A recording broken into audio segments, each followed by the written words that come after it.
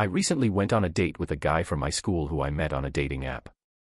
He seemed super sweet and charming over text, so I agreed to go on a date with him, especially after two friends told me they knew him from a class where he was a generally funny guy. We go to a small, pretty prestigious university, which also made me sure that he would be normal. He was supposed to meet me at 6 to go on a picnic but ended up picking me up at 8:30. He texted me to reschedule to 8 and ended up showing at that time. He drove me to his apartment and although uncomfortable, I agreed to go in because of everything I already knew about him. The apartment was only lit with one candle and a small glowing light on the floor, which didn't add much. It was a multiple bedroom apartment that he lived in alone, which made it even more odd. We talked and ate some food and he seemed nervous and uneasy for most of it. He suddenly switched the conversation to our deepest darkest secrets and asked if I'd ever seriously thought about killing anyone. After I said no, he made up a story about being in the Navy and having to bomb a ship and killing 5 people. When I was unsure how to respond, he sort of just passed it off as a joke and said that he had seriously thought about killing someone else, his ex's current boyfriend. I was extremely uncomfortable at this point and wanted to leave, and he agreed to drive me home.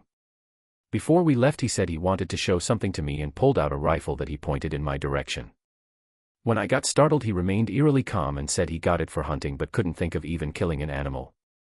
We left and I got back to my friend's place safely. Everyone I've told has been flabbergasted about how the date went, and I can't shake the feeling that something was off about him and it's creeping me out. And to clarify, I mean like something more sinister about him.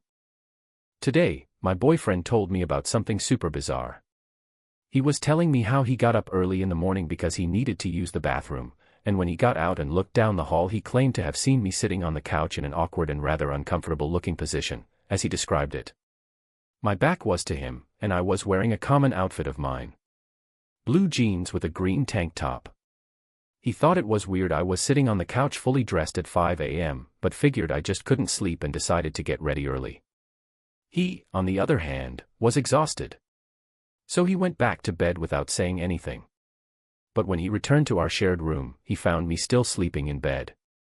He stepped out of the room again and saw me sitting on the couch and then looked at me sleeping in bed. He immediately woke me up to tell me about it, but when we went out to investigate, the other me on the couch, gone without a trace. I'm not sure what this means or who was sitting on the couch, but I'm really unsettled by it. My best guess was that it was some kind of mimic, but I'm not 100% sure and I don't know how to deal with this whole situation. My wife and I have lived in our house for 3 years.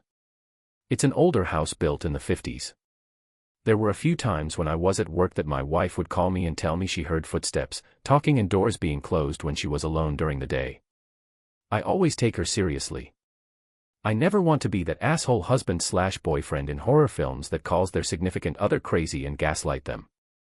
Calls like those have happened a few times, then over time we didn't really speak of it. About 2 weeks ago we were coming back from the grocery store. My wife was backing into her driveway as she often did. I was looking at her rear backup camera when I saw him standing with his back to us facing the front door. I at first assumed it was an Amazon delivery or someone dropping off a landscaping business card, but they were so blurry. I whipped my head around to get a better look with my own eyes and there was no one there.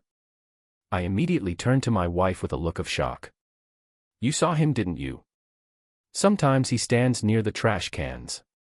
Sometimes I see him out of the living room window," she said to me very nonchalantly.